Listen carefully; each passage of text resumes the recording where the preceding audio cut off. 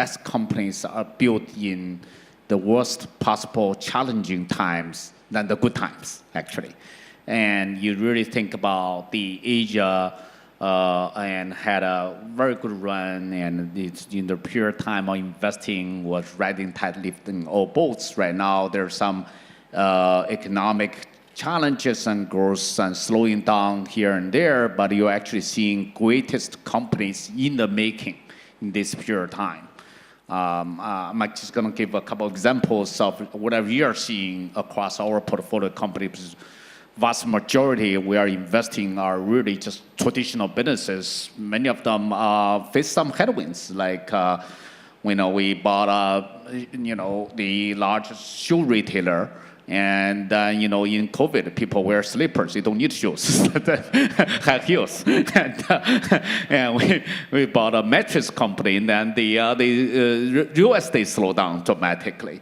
So in both cases, we're actually seeing companies doing very, very well, leveraging technology, being very aligned with their employees, have long-term plans with their suppliers, with the distributors. That remind me, when I started my career of 1998, was one of my mentor, he named Charlie Ellis. He wrote a book. He was on the chairman of Yale Endowment Investment Committee.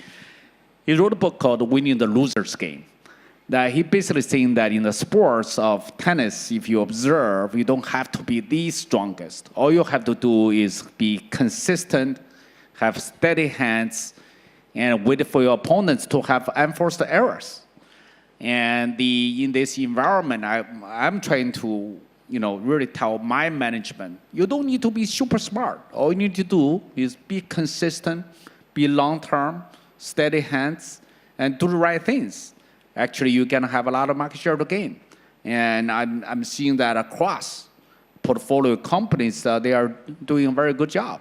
And I really respect those people who can walk through those difficult times and show leadership and continue to grow. And you know what? It's cyclical. So when it comes back, they are much stronger and bigger companies. I would add that private credit is really also taking off in Asia. You think of the opportunities that Yichen talked about. Some of them need transitional capital. Some of that need intergenerational. They are not sure that they want to give out all the equity yet, but they need partners to work together. And people say, hey, in the US, private credit earns so high return, why Asia? I would argue that Asian company much less levered than US counterparts.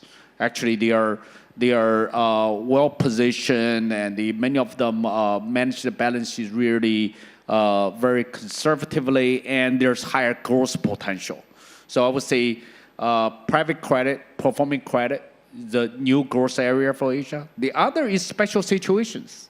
And as we know, there's more and more inter-regional collaboration. There's a Chinese company going to Southeast Asia. There's a Korean company building a business in America. There's all number of opportunities that actually being a credit investor or in some difficult restructuring, you could be a part of that.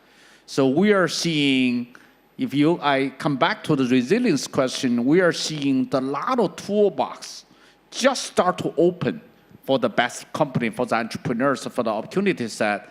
If you do a good job, there's a lot of things that could be available. That was we were just purely, Asia was so much equity orientation. There's not so much other toolbox. I think we're gonna help those companies grow.